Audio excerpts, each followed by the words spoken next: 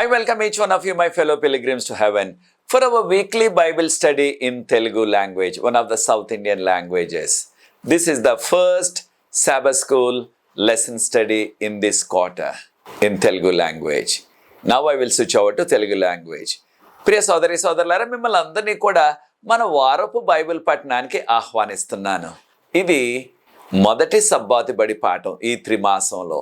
మనందరికీ తెలిసిన రీతిగా ప్రభు యొక్క ఉచిత కృపను బట్టి మనల్ని యొక్క రెండవ త్రిమాసం అనగా ఏప్రిల్, మే, జూన్ ఈ వేసవకాలం అంతా కూడా మనకి మరో యొక్క క్రొత్త అంశం మీద మనం బైబిల్ గ్రంథాన్ని ధ్యానించబోతున్నాం. ఇది బైబిల్ ప్రవచనాల్ని ఎలా చదవాలి, బైబిల్ ప్రవచనాలు ఎలా అర్థం చేసుకోవాలి, బైబిల్ ప్రవచనాల్ని ఏ రీతిగా మనం అవగాహన చేసుకుని వివరించాలా అనే అంశం మీద మనం చదవబోతున్నాం. బైబిల్ ప్రవచనాలు ఎలా చదివి అర్థం చేసుకోవాలనే విషయాలు కనుక మిమ్మల్ని అందరినీ కూడా ఈ యొక్క త్రిమాసపు మొదటి పాఠానికి ఆహ్వానిస్తున్నాను. ఈ యొక్క 13 పాఠాలు కూడా రాసిన వారు షాన్ బోన్స్ట్రాన్. వీరు ఇదివరకు మన ఇట్ ఈజ్ రిటన్ ఆ కార్యక్రమానికి డైరెక్టర్గా పనిచేశారు.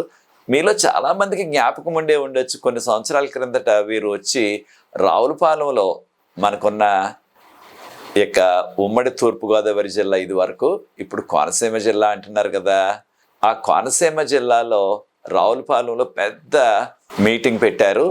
దానిలో మీలో కొంతమంది ఆ పరిసర ప్రాంతంలో ఉన్నవారు తప్పకుండా వెళ్ళే ఉంటారు. వీరు మన కొరకు ఇంగ్లీష్లో ఈ పాఠాలు రాశారు మనకి. దేవునికి స్తోత్రం. ఈ యొక్క 3 నెలలు కూడా బైబిల్ గ్రంథంలో ఉన్న ప్రవచనాల్ని మనం ఏ రీతిగా చదివి ఏ రీతిగా దాన్ని అవగాహన చేసుకోవచ్చు అనే విషయాలు మనం నేర్చుకోబోతున్నాం. దేవుని యొక్క మహాకృపను బట్టి మనలో అనేక మంది వారి యొక్క బిడ్డలు పరీక్షలు రాస్తున్నారు. 10వ తరగతి పరీక్షలు అయిపోయాయి మన ఆంధ్రాలో. మన ప్రక్కనే ఉన్న తెలంగాణలో ఇంకా జరుగుతున్నాయి. అదే రీతిగా రకరకాల పరీక్షలు ఇంకా జరగబోతున్నాయి. ముఖ్యంగా చిన్నపిల్లలకి పరీక్షలు జరగబోతున్నాయి. ఇంటర్మీడియట్ వారికి పరీక్షలు అయిపోయాయి కొన్ని ప్రాంతాల్లో. దేవుని యొక్క మహాకృపను బట్టి మీరందరూ కూడా ప్రభు కృపలో బలపడాలని, దీవించబడాలని ఆశిస్తున్నాం. ఈ నెలాఖరు నుంచి అనేక ప్రాంతాల్లో ఉద్యోగ సభలు జరపడానికి నేను కూడా ఆంధ్ర వస్తున్నాను. కనుక మీరు ప్రత్యేకంగా ఆ యొక్క ప్రాంతాల కొరకు ప్రార్థించండి. దేవుడు ఆయన మహాకృపను బట్టి ఆ ప్రాంతాల్లో ప్రభువుని యొక్క వేసవి కాలంలో ఆయన మహిమ కొరకు వాడుకునేలాగా ప్రార్థించండి. ప్రార్థన చేసుకుని మన వాక్య ధ్యానంలో కొనసాగుదాం. ప్రార్థన.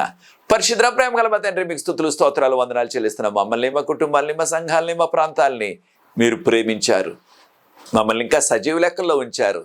ఈ యొక్క రెండవ త్రిమాసంలో ప్రవేశపెట్టారు. ఈ వేసవకాలం అంతా కూడా ప్రభువా మీ కృపతో, మీ కాపుదలతో మేము క్షేమంగా ఉండటానికి, మీ వాక్యాలు నేర్చుకోవటానికి, దాని ద్వారా మీకు యోగ్యమైన కుమారులుగా, కుమార్తెలుగా జీవించబడటానికి మీ ప్రత్యేకమైన కాపుదల, మీ నడుపుదల, మీ యొక్క ఆశీర్వాదం మాకు అనుగ్రహించవలసిందని వీక్షిస్తున్న ప్రతి వ్యక్తిని, కుటుంబాన్ని ఆశీర్వదించండి. దీన్ని ఇతరులకు పరిచయం చేస్తున్న వారిని కూడా ఆశీర్వదించండి. నాకు సహకరిస్తున్న యవన బిడ్డలను కూడా మీరు ప్రత్యేకంగా దీవించండి. మీరే ఈ యొక్క దీన పరిచర్యను కొనసాగించడానికి మీ కృప దయచేయమని, ఆశీర్వదించమని యేసు ప్రభువు వారి పరిశుద్ధమైన నామమును బట్టి ప్రార్థిస్తున్నాం తండ్రి, ఆమేన్. ప్రియ సోదరి సోదరులారా, ఈ యొక్క వేసవకాలం సెలవులు వచ్చేసాయి. ఇప్పుడు ఏప్రిల్ 15వ తారీఖు నుంచి విద్యార్థులందరూ కూడా వాళ్ళ ఇళ్ళకు వాళ్ళు వెళ్ళిపోతారు. కనుక మనకి కాస్త సవాలుగానే ఉంటుంది. అయినప్పటికీ దేవుని మహాకృపను బట్టి ఏదో రీతిగా ఈ పాఠాలు మీ కొరకు రికార్డ్ చేయటానికి, అందించడానికి మేము ప్రయత్నిస్తాం. ఖచ్చితంగా అది జరగాలని కోరుకుందాం. మీరు కూడా ప్రార్థించండి. ఈ యొక్క పాఠ్యాంశం మనకి బైబిల్లో ఉన్న ప్రవచనాలు ఎలా చదవాలి అనే పాఠ్యాంశం కాస్త లోతైన విషయాలే. అయినప్పటికీ దేవుని యొక్క కృపను బట్టి, పరిశుద్ధాత్మ యొక్క సహాయాన్ని బట్టి ఎంత లోతైన మర్మాలైనప్పటికీ పరిశుద్ధాత్ముడే మనకి ఆ వివరాలు అందిస్తారు. నా ప్రయత్నం నేను చేస్తాను. కారణం ఈ యొక్క పాఠాలు ఎక్కువ పండితులకే పరిమితం కాదు. ఈ పాఠాలు అందరికీ కూడా, సామాన్యులు కూడా అర్థం చేసుకొని ఆ యొక్క రీతిలో వాటిని వివరించడానికి నా ప్రయత్నం నేను చేస్తాను. దాని ద్వారా మనం అందరం కూడా ఆశీర్వదించబడటానికి కారణంగా ఏంటంటే, ఎక్కువ ఇలాంటి విషయాలు మేధావులకే మనకెందుకు అనే ఒక అభిప్రాయం మనకి రావచ్చు. ఈ కడవరకాల చివరి దినాల్లో జీవిస్తున్నాం కనుక మనకు ఖచ్చితంగా ఈ యొక్క ప్రవచనాల గురించిన అవగాహన కూడా తెలియాలి. ఇక మొదటి పాఠం యొక్క పాఠ్యాంశం ఏంటంటే సమ్ ప్రిన్సిపల్స్ ఆఫ్ ప్రాఫెసీ అన్నారు ఇంగ్లీషు పాఠ్యాంశం. మన యొక్క భాషలో నేను ఏమని తర్జుమా చేస్తున్నానంటే, ప్రవచనములను అర్థము చేసుకొనుటకు కొన్ని సూత్రాలు. ప్రవచనములను అర్థం చేసుకొనుటకు కొన్ని సూత్రాలు అంటే కొన్ని విధానాలు అన్నమాట. వాటి ద్వారా ప్రవచనాలు మనం తేలిగ్గా అర్థం చేసుకునే కృప మనకు కలుగుతుంది. మనకి ఇవ్వబడిన మూలవాక్యం, దీన్నే కంఠత వాక్యం అంటున్నాం కదా. ఇర్మీయా గ్రంథం 9:24. ఇర్మీయా గ్రంథం 9:24. ఇక్కడ ఉన్న యవనస్తులు దీన్ని ఎవరైనా సరే చదివి వినిపించవలసిందిగా మిమ్మల్ని కోరుతున్నాను. ఇర్మీయా గ్రంథము 9:24. అతిశయించువాడు దేనిని బట్టి అతిశయింపవలననగా, భూమి మీద కృప చొప్పున నీతి న్యాయములను జరిగించునున్న యెహోవాను నేనే అని గ్రహించి నన్ను పరిశీలనగా తీసుకుంటున్న బట్టియే అతిశయింపవలను. అటు వాటిలో నేను ఆనందించువాడునని యెహోవా సెలవిచ్చుచున్నాడు. థ్యాంక్ యూ బాబు. చదివిన యొక్క యవనస్తుడు జీవన్ ఇక్కడ 2వ సంవత్సరం ముగించాడు. దేవుని యొక్క పరిచర్య కొరకు పాస్టర్ గారు అవ్వాలని ఆ కోరికతో ఇక్కడ బిఏ రిలీజన్ అంటున్నాం. 2వ సంవత్సరం ముగిసిపోయింది. ఇప్పుడు పరీక్షలు రాస్తున్నారు అందరూ కూడా. ఈ యొక్క యవనస్తుడు తక్కిన వారందరూ కూడా ఈ నెల 15వ తారీఖు వరకు పరీక్షలు జరుగుతాయి వీరిలో అనేక మందికి. దాని తర్వాత వేసవకాలం సెలవులకు వెళ్తారు, నాతో కూడా వస్తారు. నేను కొన్ని ప్రాంతాలకు వెళ్ళి అక్కడ వాక్య పరిచర్య చేస్తాం కనుక అక్కడ కూడా ఈ యొక్క యవనస్తుని మీరు కలుసుకునే అవకాశం ఉంటుంది. కనుక జీవన్ కొరకు, వారి కుటుంబం కొరకు మీరు ప్రత్యేకంగా ప్రార్థించండి. ఈ యొక్క మూలవాక్యం ఎవరైనా సరే అతిశయించాలంటే దేనిని బట్టి అతిశయించాలా? వారికి ఉన్న చదువుని బట్టి, వారికి ఉన్న అందాన్ని బట్టి, వారికి ఉన్న ఆ ఆస్తిపాస్తులను బట్టి కాదు, దేవునిని బట్టి. బైబిల్ గ్రంథం చెప్పుచున్న ఈ దేవునిని బట్టి మనం అతిశయించాలి. కారణం దేవుడే సమస్తాన్ని కూడా కలుగు చేశారు, నడిపిస్తున్నారు, మనకు రక్షణ ఇస్తున్నారు. కనుక దేవునిని బట్టి మనం అతిశయించాలన్నమాట. దేవునిని బట్టి అతిశయించాల. ఈ ప్రవచనాలు అర్థం చేసుకోవటువంటి, ప్రవచనాలు చదవటువంటి చాలామందికి ఒక అపోహ ఉన్నది. అపోహ మాత్రమే సుమా. అపోహ ఏమిటంటే ప్రవచనాలు మనకు అర్థం కావు, ప్రవచనాలు మనం చదవకూడదు, దానిలో ఏదైనా కలిపినట్లయితే ఈ ప్రకటన గ్రంథంలో ఉన్న 7 తెగుళ్ళు మనకు వచ్చేస్తాయంట. ఒకవేళ మనకి సరైన అవగాహన లేక ఏదైనా దీనిలో కలిపినట్లయితే, ఏదైనా జోడించినట్లయితే కాస్త, అప్పుడు దేవుడు ఆ యొక్క తెగులు రప్పిస్తారు. ఒకవేళ ఏదైనా పొరపాటున దీనిలో ఏదైనా ఒక విషయం తొలగించినట్లయితే, తీసివేసినట్లయితే దేవుడు మన యొక్క పేరును జీవగ్రంథంలోంచి తొలగించేస్తారు. మనకి ఏ విధమైన పాలు పరలోకంలో లేకుండా చేసేస్తారు అని చాలామంది చెప్తున్నారు. వాస్తవానికి అటువంటి వాక్యం ఒకటి ఉన్నది. ప్రకటన గ్రంథం 22:18-19 మనం గమనించినట్లయితే, ఎవరైనా సరే దీనిలో ఏదైనా కలిపినట్లయితే వారికి ఈ యొక్క గ్రంథంలో చెప్పబడిన తెగుళ్ళు, ప్రకటన గ్రంథం 16 7 తెగుళ్ళు చెప్పబడ్డవి.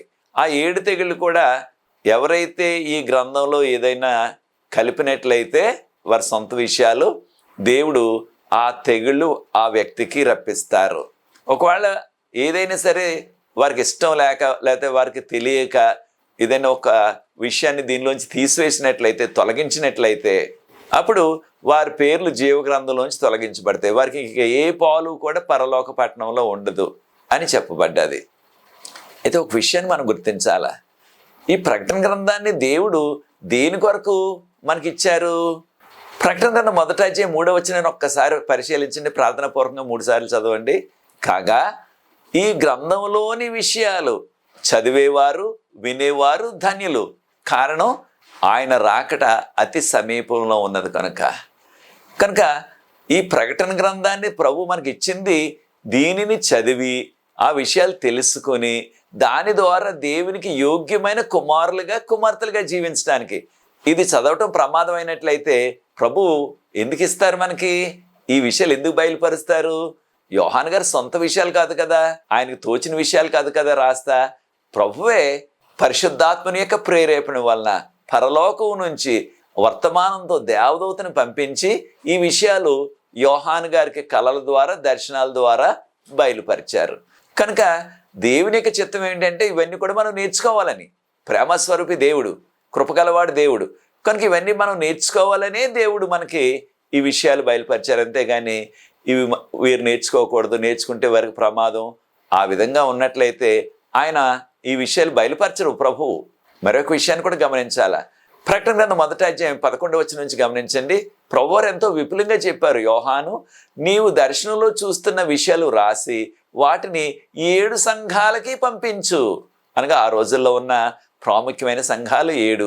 ఆ 7 సంఘాలకి వెళ్ళినట్లయితే ఆ చుట్టుపక్కల ఉన్న చిన్న సంఘాలకి ఆ పెద్ద సంఘం వారు తెలియజేస్తారు. కనుక అందరికీ అందాలా, అందరికీ ఈ విషయాలు తెలియాలా, అందరూ కూడా ఈ విషయాలు చదవాలా. కనుక వ్రాసి అందరికీ కూడా పంపించి యోహాను అని చెప్పారు. కనుక ప్రవచనాలు చదవటం ప్రమాదము కాదు. ప్రవచనాలు చదవాలి, మనం ప్రవచనాలు నేర్చుకోవాలి మనం. కారణం ఏంటి? దేవుడు మనకి ఏం చెప్తున్నారు? ద్వితీయోపదేశకాండం 29వ అధ్యాయం 29వ వచనం. ద్వితీయోపదేశకాండం 29వ అధ్యాయం 29వ వచనం మనం గమనించినట్లయితే దానిలో ప్రభువారు అంటున్నారు, ఏ విషయాలైతే బయలుపరచబడ్డావో, ఇంగ్లీష్లో ఏ సంగతులైతే రివీల్ చేయబడ్డాయో, those things which are revealed, ఆ బయలుపరచబడిన విషయాలు మనకు మన యొక్క బిడ్డలకు, అనగా మనకు మన యొక్క సంతతి వారికి. ఏ విషయాలైతే దేవుడు బయలుపరచలేదో అవి మనకు కాదు. మనకు కానివి దేవుడు బయలుపరచట్లేదు. మనకి అవసరమైనయే దేవుడు కళల ద్వారా, దర్శనాల ద్వారా, ప్రవక్తల ద్వారా ఆయన మనకు వివరాలు అందిస్తున్నారు. కనుక మనం ఈ విషయాలు గుర్తించుకోవాలి. అయితే ప్రవచనాలు ఎప్పుడైతే మనం చదువుతున్నామో మనకి అనేకమైన ప్రశ్నలు వస్తున్నాయి. ఎంతో గలిబిలి తికమక వచ్చేస్తుంది. ఇంగ్లీష్లో కన్ఫ్యూషన్ అంటున్నాం. దేనివల్ల? ఈ యొక్క ప్రవచనాలు బోధించేవారు ఎక్కువ మంది వారు ఒకరితో ఒకరు ఏకీపించకుండా వారు సొంతగా చెప్తున్నారు. సొంతగా చెప్పడం అంటే వారి యొక్క ఉద్దేశం, ఆ ప్రవచనాలు చెప్పేవారి ఉద్దేశం ఒక సంఘం నుంచి ఇంకొక సంఘానికి చాలా తేడా వచ్చేస్తుంది. ఈ విషయాలు మనం నేర్చుకోబోతున్నాం ఇది నాన్న. కనుక ప్రియ సోదరి సోదరులారా, ఈ విధమైన తేడాలు ఎందుకు వస్తున్నాయంటే వారి యొక్క అవగాహనలో లోపం ఉన్నది. ఈ యొక్క 3 నెలలు కూడా ప్రవచనాలు ఏ రీతిగా చదవాలా, ఏ రీతిగా అర్థం చేసుకోవాలని ఆ యొక్క విధి విధానాలు, దాన్నే సూత్రాలు అంటున్నాం మనం, అవి మనం నేర్చుకోబోతున్నాం. మొదటి 15 శతాబ్దాల్లో ఈ సమస్యలు లేవు. మనకున్న సంఘ చరిత్ర ప్రకారంగా ఆనాటి బోధకులందరూ కూడా వ్యతిరేకంగా లేదా ఒకరికి అవగాహన లేకుండా వారి ఇష్టం వచ్చినట్టుగా చెప్పలేదు. వారు చెప్పేది ఏ బోధకుడైనా ఏ సంఘం అయినా కూడా ఒకే రీతిగా ఉండేవి, ఒకే పందాలో ఉండేవి అనమాట, ఒకే పద్ధతిలో ఉండేవి, అంటే ఒకే విధానంలో ఉండేవి. ఈ రోజుల్లో చాలా తేడాలు వచ్చేసాయి. వాటిని కూడా మనం నేర్చుకోబోతున్నాం. 1 కొరింథీయులకు రాసిన పత్రిక 1వ అధ్యాయం 10వ వచనాన్ని చూడండి. 1 కొరింథీయులకు రాసిన పత్రిక 1వ అధ్యాయం 10వ వచనాన్ని గమనించినట్లయితే పౌలు గారు చెప్తున్నారు ఏమని? నా సహోదరులారా, మిమ్మల్ని నేను బ్రతిమాలుతున్నాను. దేని విషయంలో? యేసుక్రీస్తుని గురించి మీరు వాక్య ప్రకటించినప్పుడు, మీరు మాట్లాడినప్పుడు మీరందరూ కూడా ఏక మనస్సుతో ఉండండి. తేడాలు లేకపోతే విభిన్నమైన బోధలు మీరు చేయొద్దు. అంటే పౌలు గారు ఏది చెప్పారో ఆ తిమోతి గారు లేదా ఆయనతో వచ్చిన తీతు గారు వారు కూడా అదే చెప్పేవారు అనమాట. అంతేగాని వారు చెప్పిన దానికి కాస్త నేను తేడాగా చెప్తే అప్పుడు నాకు మంచి పేరు వస్తుంది, నన్ను ప్రజలు పొగిడేస్తారు అనే వారి యొక్క సొంతగా లబ్ధి పొందాలనే అభిప్రాయం కాదు. దేవుని వాక్యం ఎలా ఉంటే అలాగే చెప్పాలి. ఈనాడు కొంతమంది ఏమనుకుంటున్నారు, అందరు చెప్పేదానికంటే కాస్త నేను తేడాగా చెప్పినట్లయితే, కాస్త ఏదో కలిపినట్లయితే దానిలో మనం అంటాం కదా, మసాలా వేస్తే కాస్త రుచి ఎక్కువగా ఉన్నట్టుగా కనిపిస్తుంది, కానీ ఆ మసాలా ఎక్కువ తింటే ఆరోగ్యానికి చాలా ప్రమాదం అన్నది మనం అందరం కూడా గుర్తిస్తున్నాం. అలాగే కొంతమంది ఏం చేస్తున్నారు, ఈ వాక్యాలు వివరించడంలో కూడా ముఖ్యంగా ప్రవచనాలు వివరించినప్పుడు వారు సొంతగా కాస్త మసాలా దానికి జోడిస్తున్నారు. అంటే దానిలో లేని విషయాలు ఏదో వారు చెప్పేస్తున్నారు. చెప్పేయటం వలన వారు ఎంతో అందరికంటే నేను బాగా చెప్పాను, ఎవరికి తెలియని విషయం నేను చెప్పేశాను అన్నట్టుగా వారిలో వారు ఎంతో సంతోషపడిపోతున్నారు. ఉదాహరణకి ఇటీవల కాలంలో చాలామంది యేసు ప్రభు ఈ సంవత్సరం వచ్చేస్తున్నారు, 2025లో వచ్చేస్తున్నారు, లోకాంతం అయిపోతుంది, లోకం అంతటికీ కూడా ఇక ప్రొబేషన్ అయిపోతుంది, అంటే ఇక రక్షణ పొందే అవకాశం ముగిసిపోతుంది, కృపకాలం ముగిసిపోతుంది అనే బోధలు చేస్తున్నారు. అయితే చాలామందికి అది చాలా రుచికరంగా కనిపిస్తుంది కాసేపు. ఇలాగా ఇదే మొదటిసారి కాదు, ఈ రీతిగా ప్రభు వచ్చేస్తున్నారని అనేక మంది ఇదివరకు కూడా అటువంటి ప్రయోగాలు చేశారు. ఉదాహరణకు విలియం మిల్లర్ గారు మనలో కొంతమందికి పరిచయం ఆయన యొక్క పేరు వినే ఉంటారు. ఆయన 1843లో యేసు ప్రభు వచ్చేస్తున్నారు, రెండోసారి లోకం అంతటిని కూడా కాల్చేస్తారు అని బోధ మొదలు పెట్టారు.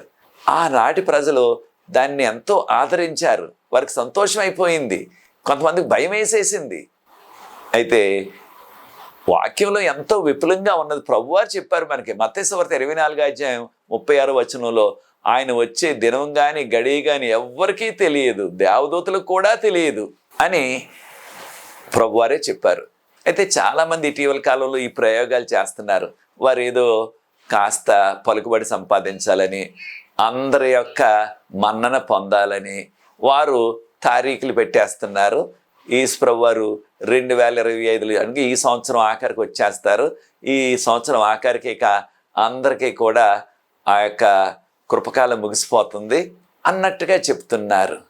కనుక ఎవరైనా ఎంతటి వారైనా, ఎంతటి జ్ఞానం ఉన్నా, ఎంతటి చదువు ఉన్నా, ఎంతటి పదం ఉన్నా మనము ఈ విధంగా తారీఖులు పెట్టడం అన్నది బైబిల్కి విరుద్ధం.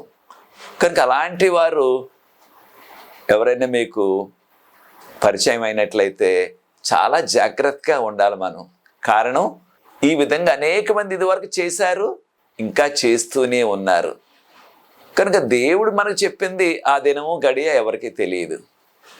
మరి ఒక విషయాన్ని కూడా మనం గుర్తించాలా, ఎవరైతే ఈ యొక్క వాక్యాలు చదువుతున్నారో ఆ వాక్యాలు మనం ముఖ్యంగా ప్రవచన వాక్యాలు, దానియేలు గ్రంథం, ప్రకటన గ్రంథం, ఈ 2 గ్రంథాలు చదువుతున్నప్పుడు వాటిని మనం సరిగా అవగాహన చేసుకోవాలా.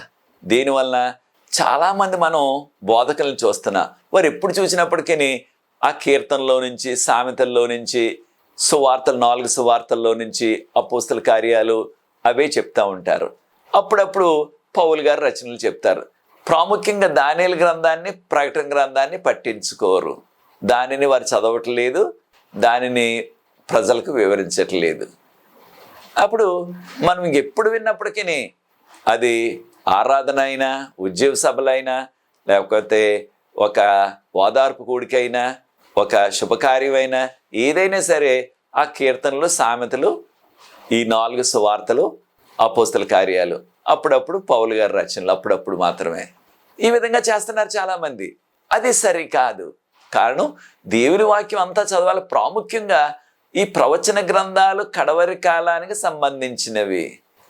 ప్రకటన గ్రంథం 1వ అధ్యాయం మొదటి 2 వచనాలు చదివితే యోహాను, అతి త్వరలో సంభవించే విషయాలు మీకు నేను వివరిస్తున్నాను, మీకు తెలియజేస్తున్నాను. అతి త్వరలో సంభవించే విషయాలు ఇవన్నీ కూడా జరుగుతూ ఉన్నవి, అవి త్వరలో అంతమైపోతాయి, అనగా 2వ రాకడ వచ్చేస్తుంది.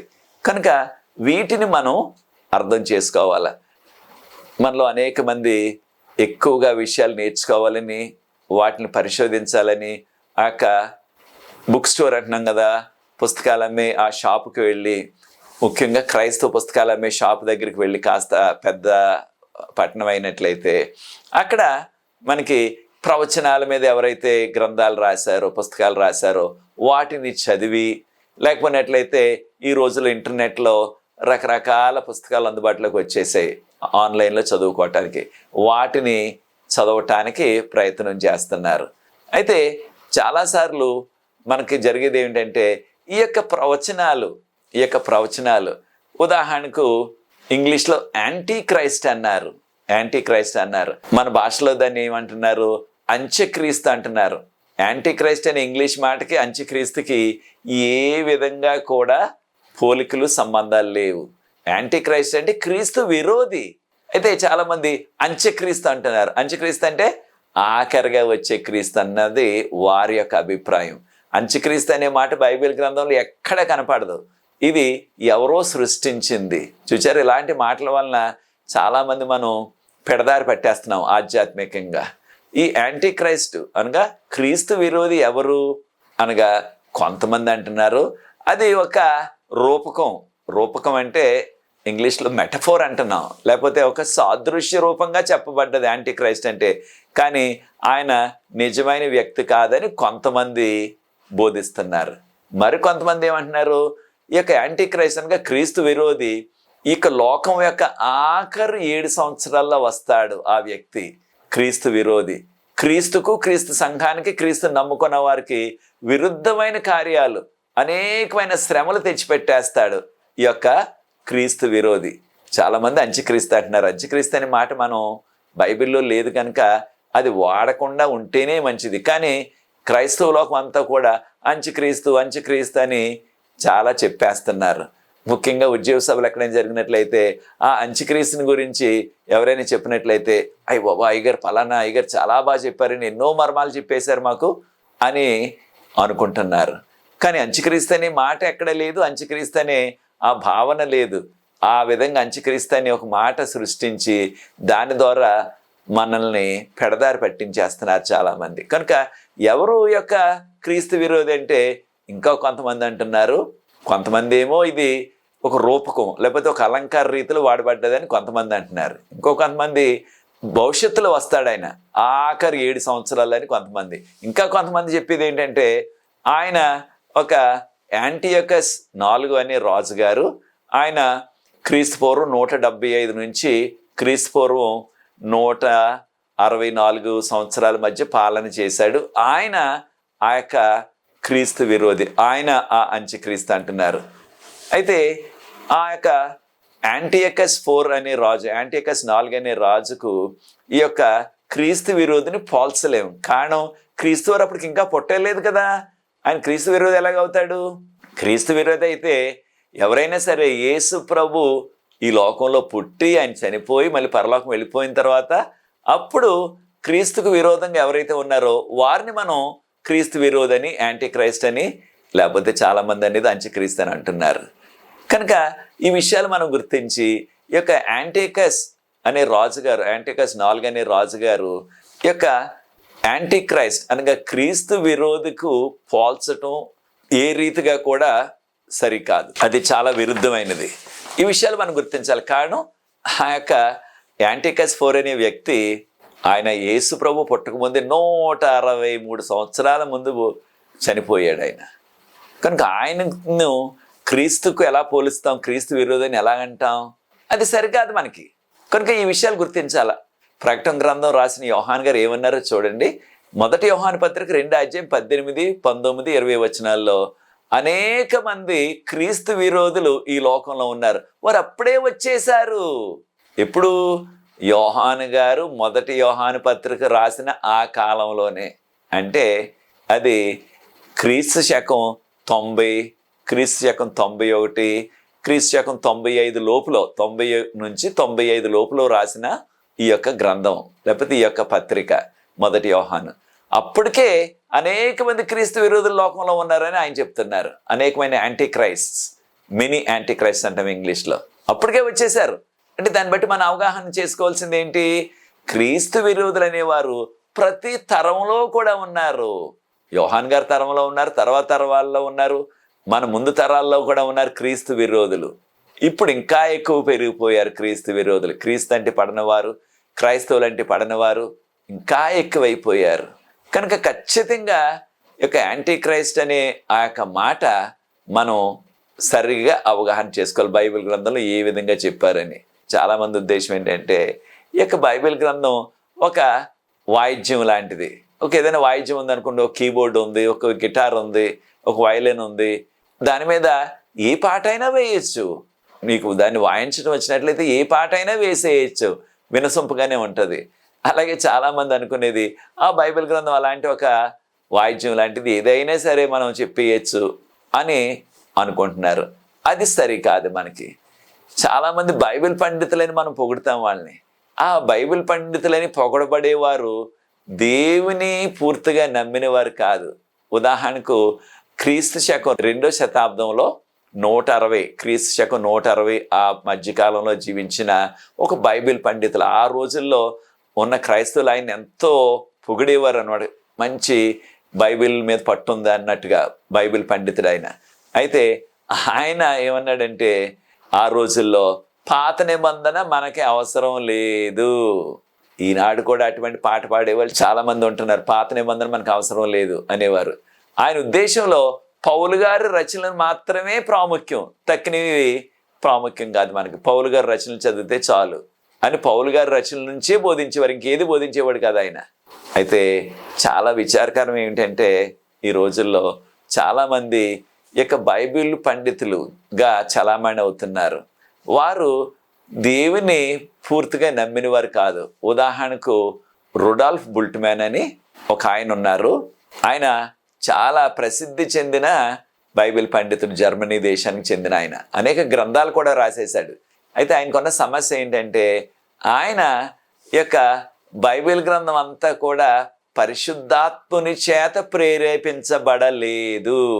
పరిశుద్ధాత్మ ప్రేరేపణ వలన రచించబడిన రాసిన విషయాలు కొన్నే ఉన్నాయి బైబిల్లో. పరిశుద్ధాత్మ ప్రేరేపణ లేకుండా అనేకమైన సొంత విషయాలు రాసేశారు కొంతమంది. కనుక బైబిల్ గ్రంథంలో పరిశుద్ధాత్ముడు ప్రేరేపించినవి ఏమున్నావో వాటినే తీసుకోవాలి, తక్కిన వాటిని మనం తొలగించేయాలి బైబిల్ గ్రంథంలో. బైబిల్ చాలా లావ్ అయిపోయింది అని వాదించేవాడు ఆయన. అనగా ఆయన ఉద్దేశం ఏంటంటే, బైబిల్ గ్రంథం అంతా కూడా దేవుని యొక్క ప్రేరేపణ వల్ల రాలేదు. బైబిల్ గ్రంథంలో ఉన్న విషయాలన్నీ కూడా పరిశుద్ధాత్ముని చేత రాయబడలేదు అని అనుకునేవాడు ఆయన. కానీ బైబిల్ గ్రంథం ఏం చెప్తుంది? మనుషులు ఇలా చెప్తా ఉంటారు. కారణం ఏంటంటే, మనుషులకి ఏదో ఒకటి చెప్పి ప్రజల్ని ఆకట్టుకోవాలా, తక్కిన వారు చెప్పిన దానికంటే కాస్త మనం తేడాగా కొత్తగా చెప్పాలా, అప్పుడు నాకు ఆదరణ ఉంటుంది అనుకునేవారు చాలామంది. ఆ కోవకు చెందినవాడే ఈయన కూడా, బుల్ట్మ్యాన్ అని, రుడాల్ఫ్ బుల్ట్మ్యాన్ అని. చాలామంది బైబిల్ పండితులుగా చలామణి అవుతున్న వారు దేవుని అద్భుతాలు నమ్మటం లేదు. ఉదాహరణకు దేవుడు ఎర్ర సముద్రాన్ని 2 పాయలుగా చేశారు, ఆరిన నేల ప్రత్యక్షమైంది. ఆరిన నేల మీద వారు నడిచి యువతల నుంచి అవతలకు వెళ్ళిపోయారు. చాలామంది బైబిల్ పండితులే, వారు బైబిల్ క్లాసులు చెప్తూ ఉంటారు, పాస్టర్లు అయ్యే వారికి, థియోలాజికల్ సెమినరీ అంటారు. వారు ఇటువంటి అద్భుతాలు నమ్మడం, అది ఎలా జరుగుతుంది? అది జరగదు, ఏదో అలా రాసేశారు కట్టు కదా అంటున్నారు. అలాగే యేసు ప్రభు ఒట్టి నీటిని ద్రాక్షారసంగా మార్చేశారంటే అది కూడా ఎలా జరుగుతుంది? నీరు ఎలా ద్రాక్షారసం అవుతుంది? అది నేను నమ్మను. ఎవరు ఇలాంటి మాటలు చెప్పేది? ఇలాంటి విషయాలు రాస్తున్నారు కూడాని. బైబిల్ పండితులుగా చలామణి అయ్యేవారు చాలామంది. అలాగే యేసు ప్రభు వారు 5 రొట్టెలతో 2 చిన్న చేపలతో 5,000 మంది పురుషులు, స్త్రీలని పిల్లల్ని లెక్క పెట్టలేదు. వారందరూ లెక్క పెడితే బైబిల్ మేధావులు అనేది ఏంటంటే, కనీసం 20,000 మందికి పైగా ఉంటారు, పురుషులు, స్త్రీలు, పిల్లలు కలిసి. అందరికీ 5 రొట్టెలు 2 చిన్న చేపలే. ఎలా సాధ్యమవుతుంది అది? ఇది ఏదో కట్టుకథ అంతే, నిజంగా జరిగిన అద్భుతం కాదు అంటున్నారు. ఎవరు? బైబిల్ పండితులుగా కొనసాగుతున్నారు, బైబిల్ పండితులుగా చలామణి అవుతున్నారు. అయితే దేవుని బిడ్డలారా, దేవుని వాక్యాన్ని నమ్మాలంటే మనకు విశ్వాసం కావాలా. విశ్వాసం లేకుండా దేవునికి ఇష్టడగుట అసాధ్యము. కనుక దేవుని యొక్క వాక్యం మీద మనకు విశ్వాసం ఉండాలా. అయితే వాక్యం ఏం చెప్తుంది మనకి? 2వ పేతురు 1వ అధ్యాయం 19 నుంచి 21 వరకు, ముఖ్యంగా 21 వచనం చూసినట్లయితే, వాక్యం అంతా అనగా ఆది కాండం నుంచి ప్రకటన వరకు, పాత నిబంధన క్రొత్త నిబంధన అంతా కూడా పరిశుద్ధాత్మ యొక్క ప్రేరేపణ వలన రాయబడ్డది. మనుషుల యొక్క సొంత ఉద్దేశాలు కాదు, మనుషుల యొక్క సొంత ఉద్దేశాలు కానే కాదు. పరిశుద్ధాత్ముడు ప్రేరేపించాడు కనుక సామాన్యులైన వారు, ఉదాహరణకు పేతురు గారు చేపలు పట్టుకునే వృత్తి, ఎక్కువ చదువు లేదు ఆయనకి. అలాగే పాత నిబంధన గ్రంథంలో ఆమోసు గారు, ఆయన మంద కాపరి అనగా గొర్రెల కాపరి. ఇలాగా రకరకాల వాళ్ళ చేత రాయించారు ప్రభువారు ప్రేరేపించి. ఉదాహరణకు మోషే గారు చాలా ఎక్కువ చదువుకున్నారు. అలాగే సొలొమోను రాజు గారు ఎంతో జ్ఞాని, ఆయన కూడా రాశారు. క్రొత్త నిబంధనలో పౌలు గారు అందరికంటే కూడా ఎక్కువగా చదువుకున్న వ్యక్తి. ఆ రోజుల్లో PhD అని చెప్పుకోవాలి మన యొక్క బైబిల్ పాండిత్యంలో. అలాంటి వ్యక్తులు రాశారు. కొంతమంది చదువే లేదు, కొంతమంది ఏమో బాగా చదువుకున్నవారు. వారందరికీ కూడా వారు సొంత జ్ఞానంతో వారు రాసినవి కాదు. పరిశుద్ధాత్మ వారిని ప్రేరేపించి కళల ద్వారా, దర్శనాల ద్వారా ఆయన దేవుని యొక్క వర్తమానాలు వివరించారు. కనుక ఈ విషయాలు మనం గుర్తించాలి ప్రియ సోదరి సోదరులారా. అయితే కొంతమంది ఏమిటంటే ఈ యొక్క బైబిల్ గ్రంథాన్ని ఇతర గ్రంథాలు ఉంటాయి చూడండి, మామూలుగా ఉండే గ్రంథాలు, ఆ రీతిగానే చదివేసి వారికి ఇష్టం వచ్చినట్లుగా వారికి అర్థమైన రీతిలో దాన్ని చెప్పేయాలని వారు అనుకుంటున్నారు. ఆ రీతిగా చెప్పేస్తున్నారు. అయితే బైబిల్ గ్రంథాన్ని ఇతరులుగా మామూలు గ్రంథాల్లాగా మనం చదివేసి దానిలో ఉన్న విషయాలు చెప్పేయటానికి ఇది మానవుల చేత వచ్చినది కాదు, మానవుల ద్వారా వచ్చిన గ్రంథం కాదు. పరిశుద్ధాత్ముడు ప్రభువారు ఆయన మనకు మన రక్షణ కొరకు అవసరమైన విషయాలు మనకు బయలుపరిచారు. కళల ద్వారా, దర్శనాల ద్వారా ఆ యొక్క ప్రవక్తలు రాశారు. అయితే వీటన్నిటిని కూడా ప్రేరేపించిన వారు ఎవరు? పరిశుద్ధాత్ముడు. కనుక బైబిల్ గ్రంథాన్ని మనం చక్కగా అవగాహన చేసుకోవాలంటే, అర్థం చేసుకోవాలంటే పరిశుద్ధాత్మని యొక్క నడుపుదల, ప్రేరేపణ మనకి కూడా కావాలి, చదువుతున్న మనకి కూడా. అప్పుడు మనం దాన్ని సరిగా అవగాహన చేసుకోవచ్చు. కనుక ప్రార్థించి, ప్రార్థనాపూర్వకంగా దాన్ని ధ్యానించి ప్రభు ఏమైతే విషయాలు మనకి ప్రేరేపించి నేర్పిస్తున్నారో ఆ వాక్యంలో వాటిని మనం చెప్పాలంతే కానీ ఇతర గ్రంథాలు చదివినట్లు, ఏదో ఎవరో రాసిన పుస్తకం చదివినట్లు, ఒక నవల చదివినట్లు దాన్ని చదివేసి దానిలో ఏదో మనకి ఇష్టం వచ్చింది, మనకు నచ్చింది చెప్పేసి తక్కిన వాటిని విడిచిపెట్టేయటం అది సరికాదు. కనుక దేవుని యొక్క ఉద్దేశం ఏంటంటే మనం అందరం కూడా దేవుని యొక్క వాక్యాన్ని అర్థం చేసుకోవాలని. అయితే దేవుడు ఉన్నతమైన వారు. యెషయా గ్రంథం 55వ అధ్యాయం 9వ వచనం గమనించినట్లయితే, యెషయా గ్రంథం 55వ అధ్యాయం 9వ వచనం గమనించినట్లయితే ప్రభువారు అంటున్నారు, నా యొక్క ఆలోచనలు మీ ఆలోచనల కంటే ఎంతో ఉన్నతమైనవి. ఆకాశానికి భూమికి ఎంతైతే తేడా ఉందో, ఎంతైతే ఎత్తుందో అంత తేడా ఉంది ఏకంగా దేవుని యొక్క ఆలోచనలకి మన ఆలోచనలకి. కనుక దేవుని మనం పూర్తిగా అర్థం చేసుకోవటం, దేవుని యొక్క విషయాలు మనం పూర్తిగా తెలుసుకోవటం అన్నది మానవులుగా అది మనకు సాధ్యం కాదు. కానీ దేవుడు ప్రేమ గలవాడు, కృప గలవాడు కనుక ఆయన మనకి అవసరమైన రక్షణ సంబంధించిన విషయాలే మనకు వివరించారు. కనుక యోహాను సువార్త ఆఖరి అధ్యాయం చదివినట్లయితే యేసుప్రభువు వారు చేసిన కార్యాలు ఇంకా ఎన్నో ఉన్నవి. అవన్నీ వ్రాసినట్లయితే ఈ లోకంలో ఉన్న కాగితాలన్నీ, పుస్తకాలన్నీ చాలవు అని రాసేశారు యోహాను గారు. కనుక అనేకమైన విషయాలు బైబిల్ గ్రంథంలో అవి చెప్పబడలేదు. ఉదాహరణకు ఆదాము గారు 930 సంవత్సరాలు జీవించి చనిపోయారు. అవ్వమ్మ గారు ఎప్పుడు చనిపోయారో చెప్పబడలేదు. చూచారా? మరి అవ్వమ్మ గారు చనిపోయారు లేకపోతే ఇంకా జీవించే ఉన్నారా? ఖచ్చితంగా చనిపోయారు, కానీ ఎప్పుడు చనిపోయారో చెప్పబడలేదు మనకి. కనుక అనేక విషయాలు మనకి చెప్పబడలేదు. కారణం వాటి వలన మనకు, మన రక్షణకు అవి ఉపయోగపడేవి కాదు. యోబు గారు ఏమంటున్నారో చూడండి. యోబు గ్రంథం 11వ అధ్యాయం 7-8 వచనాలు చూసినట్లయితే, నీవు పరిశీలించటం వలన దేవుణ్ణి అర్థం చేసుకోగలవా? మనం ఎంత పరిశీలించినా దేవుణ్ణి మనం మన సొంత జ్ఞానంతో, మన యొక్క సొంత అభిప్రాయంతో ఆయన అర్థం చేసుకోగలమా? లేదు. కారణం ఆయన చూడలేము. మనం ఆయన పరలోకంలో ఉన్నారు, మనం భూమి మీద ఉన్నాం. కనుక ఆయన గురించిన అవగాహన ఎలా చేసుకోగలం? మన కళ్ళ ముందు కనిపించే వ్యక్తులే. వారిని చూచి అనేక సందర్భాల్లో మనం వారిని పూర్తిగా అవగాహన చేసుకోలేక మోసపోతున్నాం. వారి యొక్క మనసులో ఏమున్నదో మనకు తెలియదు. పైకి చక్కగా కనిపించవచ్చు, చక్కని వస్త్రాలు ఉండొచ్చు, మోసపోతున్నాం. తర్వాత ఈ యొక్క వ్యక్తి ద్వారా నేను మోసపోయానని మనం ఎంతో చింతిస్తున్నాం. కారణం వారి గురించిన సరైన అవగాహన లేదు. మనం చూస్తున్న వారే, మన కళ్ళ ముందు ఉన్నవారే. మరి మనకు కనిపించిన పరలోకంలో ఉన్న దేవుని గురించి ఎలాగ అవగాహన చేసుకోగలం? మన సొంత జ్ఞానంతో చేసుకోలేం. ప్రభువే మనకు బయలుపరుస్తున్నారు. చూడండి, కీర్తన 139 మొదటి 6 వచనాలు చదవండి. కీర్తన 139 మొదటి 6 వచనాలు చదివినట్లయితే ప్రభువారు అంటున్నారు, మీరు దూరంగా ఉండగానే మీ ఆలోచనలు నాకు తెలుసు, మీ మనసులో ఏముందో. అనగా మన మనసులో ఏమున్నదో మనం ఇతరులకి ఎవరికి చెప్పకపోయినప్పటికీ మన యొక్క మనసులో, మన యొక్క ఆలోచనలో ఏమున్నావో దేవునికి తెలిసిపోతుంది. అవి మంచి ఆలోచనలా, చెడ్డ ఆలోచనలా దేవునికి తెలిసిపోతుంది. దూరం నుంచే మన దగ్గర కూడా రావసరం లేదు. ఆయన పరలోకం నుంచే తెలుసుకుంటారు ఆయన. అంటే దేవుడు ఎంత ఉన్నతమైన వారో ఒక్కసారి మనం గుర్తించాలా. మరొక విషయాన్ని కూడా గుర్తించాలా. కీర్తన 147 5వ వచనం. కీర్తన 147 కీర్తన 5వ వచనం మనం చూసినట్లయితే దేవుడు ఎంతో ఘనుడు. ఆయన్ని అర్థం చేసుకోవటం మనకి సాధ్యం కాదు.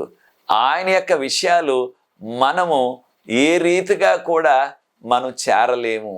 ఆయన చెప్తే తప్ప మనం సొంతగా ఏమో మనం ఇంగ్లీష్లో గెస్సింగ్ అంటాం చూడండి, అనగా ఊహించలేము మనం ఆయన గురించి. కారణం ఆయన ఎప్పుడు మనం చూడలేదు. ఆయన ఎక్కడో పరలోకంలో ఉంటున్నారు. ఎలా ఊహించగలం ఆయన్ని? ఆయన విషయాలు ఏ విధంగా ఊహించగలం? అది సాధ్యం కాదు. ప్రభువే ఆయన ప్రేమ వలన, కృప వలన మనకు రక్షణకు అవసరమైన విషయాలు బయలుపరిచారు.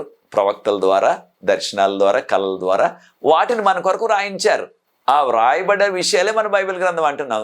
దేవుడు ఆయన భక్తుల చేత, ప్రవక్తల చేత రాయించిన గ్రంథం ఈ యొక్క బైబిల్ గ్రంథం. దానిలో ముఖ్యంగా ప్రవచనాలు. దానియేలు గ్రంథం, ప్రకటన గ్రంథంలోనే ప్రవచనాలు. ప్రవచనం అంటే ముందుగా జరగబోయే, అనగా భవిష్యత్తులో జరగబోయే విషయాలు ముందుగా చెప్పటం. ప్రవచనం అంటే భవిష్యత్తులో ఎప్పుడో జరుగుతాయి కానీ ముందుగానే చెప్పేశారు. ఉదాహరణకు ప్రకటన గ్రంథంలో 16వ అధ్యాయంలో ఈ యొక్క భూమంతా కూడా రెండవ రాకడకు ముందు, నాశనం అయిపోకముందు భూమంతా కూడా 7 రకాల తెగుళ్ళు వస్తాయని చెప్పబడ్డాది. ఇంకా జరగలేదు, జరగబోతుంది. ఎప్పుడు రాశారు యోహాన్ గారు ఈ విషయాలు? దాదాపుగా 2000 సంవత్సరాలు అయిపోతుంది. ఇంకా జరగలేదు, త్వరలో జరుగుతుంది అది రెండో రాకడకు ముందు. కనుక జరగబోయే విషయాలు ముందుగా రాయటాన్ని మనం ప్రవచనం అంటున్నాం. ఇంగ్లీష్లో ప్రాఫెసీ అంటున్నారు. అయితే దేవుని యొక్క విధానాలు, దేవుని యొక్క విషయాలు ఆయన మనకు చెప్తే తప్ప, ఆయన బయలుపరిస్తే తప్ప మన సొంత జ్ఞానంతో, మన యొక్క సొంత ఆలోచనలతో దేవుని విషయాలు మనం దేనిని కూడా అర్థం చేసుకోలేము. అయితే ప్రభు కృపగలవారు కనుక ఆయన తను గురించి తాను అనేక వివరాలు మన కొరకు అందిస్తున్నారు. అయితే ప్రియ సోదరి సోదరులారా, ఏమైతే బయలుపరిచారో ప్రభు అవి మనకు, మన బిడ్డలకు. ఆయన బయలుపరిచిన విషయాలు అవి మనకి కాదు అనే విషయాన్ని మనం గుర్తించాలా. ఉదాహరణకు దానియేలు గ్రంథం. దానియేలు గ్రంథంలో 12వ అధ్యాయంలో 4వ వచనంలో గాబ్రియేల్ దేవదూత గారు చెప్పారు, దానియేలు ఈ విషయాల్ని నువ్వు ముద్ర వేసేయి. ముద్ర వేసేయి అంటే ఇక ఎవరికి కూడా ఈ విషయాలు అవగాహన రాదు, ఈ విషయాలు అర్థం చేసుకోలేరు. ఎంతవరకు? కలకాలం కాదు సమా, కడవరి కాలం వరకు, అంత్యకాలం వరకు ఈ విషయాలు ముద్ర వేసే.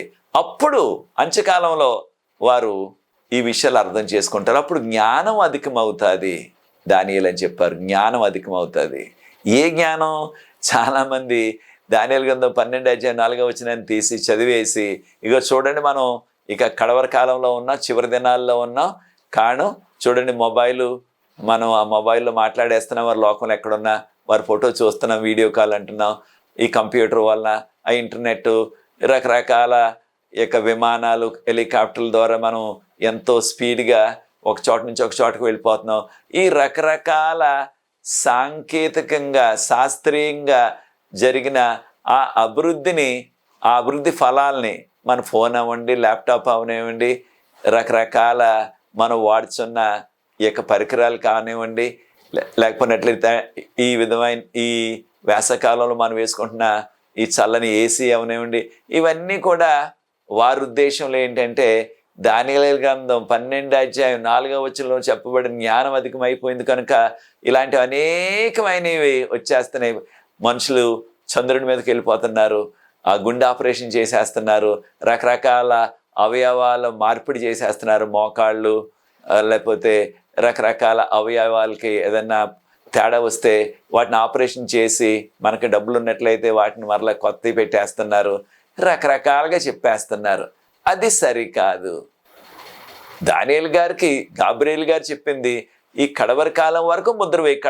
కడవరి కాలంలో, చివరి దినాల్లో జ్ఞానం అధికమవుతుంది. ఏ జ్ఞానం? దానియేలు గ్రంథంలో చెప్పబడిన ప్రవచనాల జ్ఞానం. అంతేగాని మనం చెప్పుకుంటున్న ఈ యొక్క సాంకేతికమైన ఆ యొక్క జ్ఞానం కాదు సమా, లేకపోతే శాస్త్ర సంబంధించిన జ్ఞానం కాదు సమా, సైన్స్ టెక్నాలజీ కాదు అది. ఆ యొక్క కడవరి కాలంలో లేకపోతే చివరి దినాల్లో అభివృద్ధి అయ్యే జ్ఞానం ప్రవచనాల జ్ఞానం, ఆధ్యాత్మిక జ్ఞానం కారణం దీనికి ముద్ర వేసేశారు కనుక ఈ విషయాలు మనం గుర్తించాలా.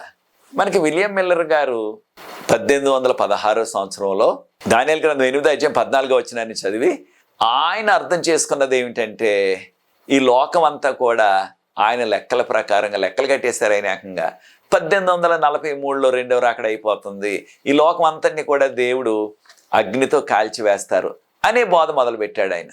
దానికి చాలామంది ఆకర్షితులైపోయారు.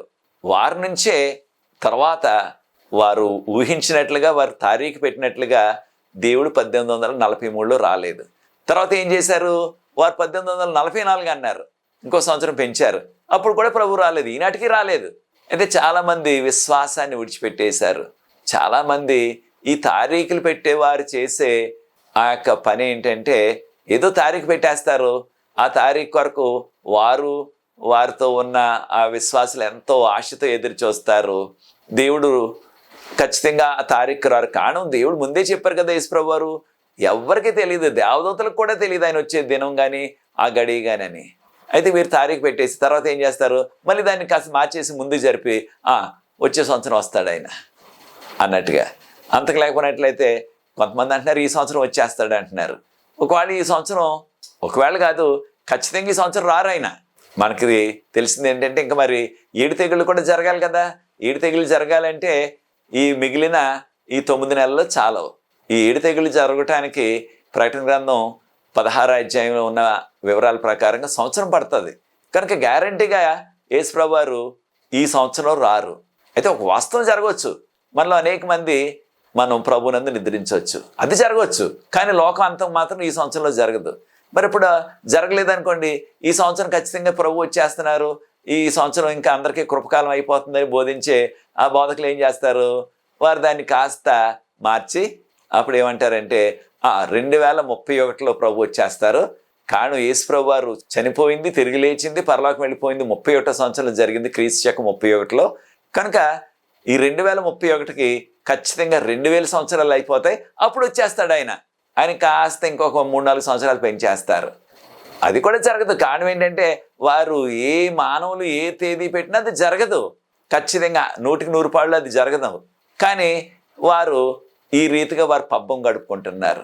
అటువంటి మోసంలో ప్రియ సోదరి సోదరులారా మనం పడొద్దు. వాక్యాన్ని చదివి వాక్య ప్రకారంగా జీవిద్దాం. మన యొక్క సంఘం దేవుని యొక్క వాక్యాన్ని ఎంతో పరిశీలనగా, సిస్టమేటిక్ అంటున్నాం అంటే మనం ఒక విధానంలో దాన్ని చక్కగా చదువుకొని దాన్ని అర్థం చేసుకొని ఆ యొక్క అవగాహన ద్వారా ఆధ్యాత్మికంగా మనం ముందుకు వెళ్తున్నాం.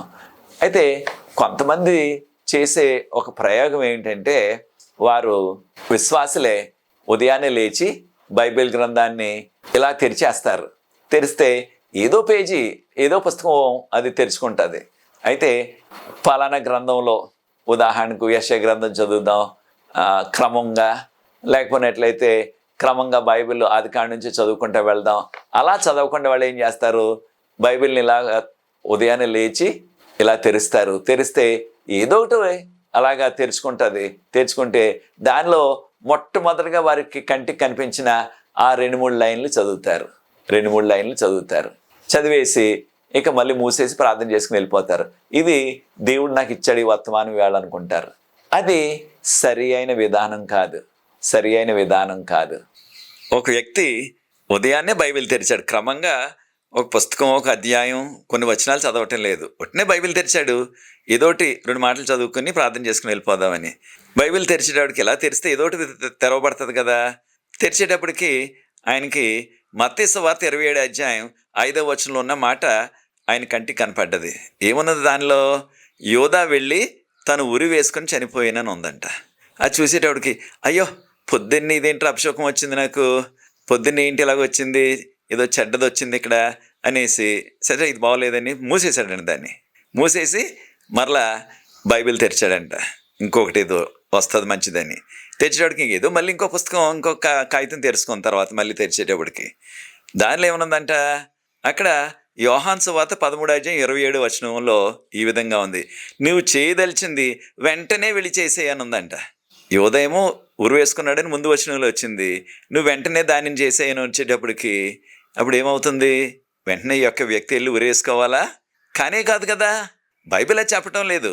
కనుక అక్కడక్కడ ఏదో తెరిచి నీ కంటికి కనపడింది ఒక మాట తెలిసి చదువుకొని వెళ్ళిపోయినట్లయితే ఇలాంటి చాలా పెద్ద ప్రమాదం మనకి వచ్చేస్తుంది అనమాట. కనుక అలా చదవద్దు బైబిల్ గ్రంథాన్ని.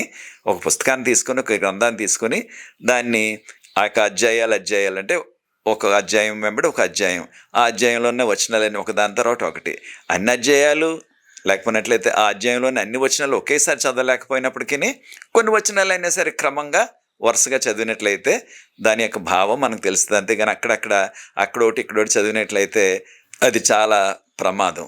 ఈ విషయాన్ని మనం గుర్తుంచుకుందాం. అది దేవుని చిత్తం కాదు. కారణం దేవుని వాక్యం ఏదో అక్కడక్కడ మన ఇష్టం వచ్చినట్టు చదివేసి దాన్ని పెట్టేస్తే అది సరికాదు. మనం దాన్ని క్రమంగా చదువుకుంటూ వెళ్ళినట్లయితే ప్రార్థనాపూర్వకంగా దేవుడు అనేకమైన చక్కని వివరాలు ప్రభువు ఆ యొక్క పరిశీలిస్తారు. చివరిగా కొన్ని విషయాలు మనకి అవి సూచనప్రాయంగా సాదృశ్యంగా చెప్పబడ్డవి, కొన్నేమో వాస్తవంగా. అంటే సాదృశ్యం అంటే దాన్ని ఫిగరేటివ్ అంటాం, మనం సింబాలిక్ అంటాం ఇంగ్లీష్లో. కొన్నేమో వాస్తవంగా, ఇంగ్లీష్లో లిటరల్ అంటున్నాం.